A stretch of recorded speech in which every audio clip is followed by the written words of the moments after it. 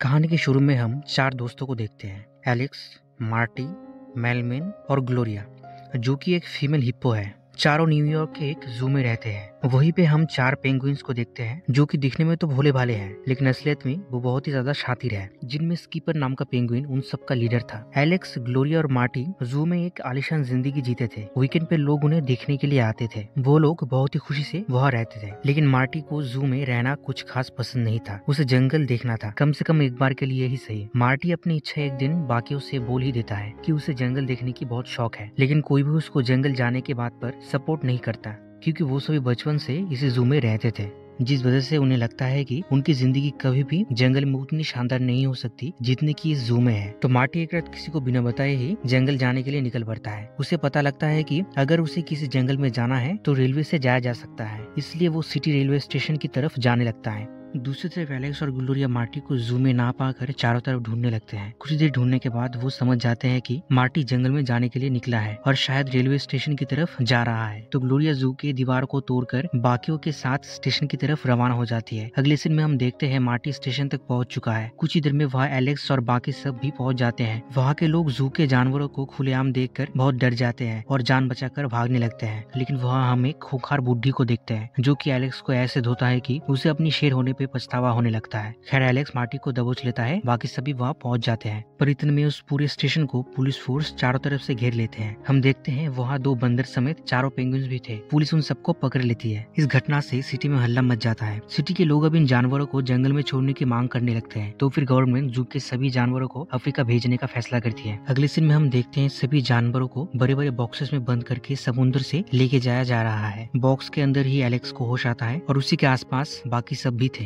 Alex इन सब का जिम्मेदार मार्टी को मानता है और बॉक्स के अंदर रहते हुए ही उसे मार्टी की कुटाई करने की इच्छा होती है। दूसरी तरफ हम देखते हैं वो चारों पेंगुइन्स प्लान बनाकर पूरे जहाज को हाईजैक कर लेते हैं और जहाज की दिशा अंटार्कटिका की तरफ कर देते हैं, क्योंकि उन्हें वही जाना था। लेकिन जहाज की दिशा तेजी से घुमाने की वजह से एलेक्स, मार्टी समेत चारों के बॉक्सेस पानी में गिर जाते हैं। काफी समय बाद एलेक्स का बॉक्स पानी में तैरते हुए एक आइलैंड पर पहुंचता है। कुछ ही देर में वहाँ बाकी सब भी पहुंच जाते हैं। वो लोग कभी असली जंगल को देखे नहीं थे, तो उस आइलैंड को बाहर से देखकर उन्हें लगता है कि वो एक बहुत ही बड़ा जू है। तो वो वहाँ के इंसानों को ढूंढने लगते हैं ताकि इनकी मदद कर सके वापस न्यूयॉर्क लौटने में। आगे जाकर उन्हें एक फेस्टिवल के जैसा कुछ दिखता है, पर वो सब इंसान ही काफी सारे लेमोर थे। दोस्तों, लेमोर पेरू में रहने वाले एक तरीके का जानवर होता है, जो कि मादागास्कर में पाए जाते हैं। खैर, इसके बाद हमारे सामने आते हैं किंग जूलियन, जो कि सभी लेमोर्स का राजा था। वो लोग पार्टी कर रहे थे कि इतने में वहाँ कुछ फोसा हमला कर देते हैं, जो कि बिल्लियों की प्रजाति का एक खतरनाक कार्निवोरस जानवर होता है। अगले समय सारे फोसा मिलकर एक छोटा लेमोर को पकड़ लेते हैं, जिसका नाम मॉर्ट था। इतने में एलेक्स उनके सामने आ जाता है और वो सारे जानवर एलेक्स को देखकर डर के मारे दुम दबाकर भाग जाते हैं। एलेक्स को देख पहले सभी लेमोर्स भी डर जाते हैं, लेकिन बाद में उन्हें पता चलता है कि एलेक्स उतना खतरनाक नहीं है जितना कि वो दिखता है। इसे देख किंग जूलियन को एक ग्रेट आइडिया मिलता है, जिसे वो बाकी लेमोर्स को सुनाता है। वो एलेक्स को दोस्त बनाकर सारे लेमोर्स के साथ रखना चाहता है, जिससे कि कभी भी मूसा उन पर हमला नहीं कर पाएंगे। इस पे किंग जूलियन का असिस्टेंट मॉरिस बोलता है कि ये आइडिया काम नहीं करेगा, क्योंकि एलेक्स एक शेर है और वो अगर लेमोर्स के साथ रहेगा तो आज नहीं तो कल वो खुद ही लेमोर्स को खाने लगेगा। लेकिन किंग जूलियन उसकी बात नहीं मानता। अगले दिन हम देखते हैं कि सभी लेमोर्स उन चारों को जंगल के सबसे खूबसूरत जगह पर लेके जाते हैं और सामने जंगल के मीठे फल और लजीज खानों को रखकर उन चारों का मादागास्कर में स्वागत करते हैं। उस जंगल की खूबसूरती को देखकर उन्हें बहुत खुशी मिलता है। मार्टी, ग्लोरिया और मेलविन दबाकर खाते हैं और मजे लेते हैं, लेकिन एलेक्स इतना लकी नहीं था और वो सभी वेजिटेबल फूड उसे पसंद नहीं आता। अगले सीन में हम देखते हैं धीरे धीरे अब एलेक्स का भूख आसमान को छू रहा था, जिस कारण आसपास के सभी जानवर, यहाँ तक कि उसके दोस्त भी उसे सिर्फ कबाब के रूप में दिखाई दे रहा था और इसी बेहोशी में वो मार्टी को काट लेता है। ग्लोरिया, मेलविन समेत सभी ये देखकर चौंक जाते हैं और एलेक्स से पूछने लगते हैं कि उसने ऐसा क्यों किया, लेकिन एलेक्स खुद अपनी हरकत से चौंक गया था। फिर मॉरिस सामने आता है और बोलता है कि एलेक्स ने ऐसा इसलिए किया क्योंकि हम सब उसका खाना है। आगे जाकर उसका भूख जब और ज्यादा बढ़ेगा तो वो जरूर हम सब पर हमला कर देगा, इसलिए एलेक्स अब हमारे बीच नहीं रह सकता। उसे जंगल के दूसरी तरफ जाकर रहना होगा, जहाँ सभी कार्निवोरस जानवर रहते हैं। ये सब बातें सुनकर एलेक्स खुद जंगल के दूसरी तरफ जाने लगता है। इधर ग्लोरिया, मेलविन और मार्टी किनारे की तरफ वापस जाने लगते हैं। कुछ देर में उन्हें उनका जहाज दिखाई देता है, तो वो बहुत जोर से हल्ला करने लगते हैं, जिसे सुनकर वो जहाज आइलैंड की तरफ आने लगता है। कुछ देर में वो किनारे पे पहुंच जाता है, जहां हम देखते हैं कि वो चारों पेंगुइन्स अभी भी उस जहाज को हाईजैक करके रखे थे और अब तक वही उसे चला रहे थे। अब मार्टी एलेक्स को जंगल में अकेला नहीं छोड़ना चाहता था,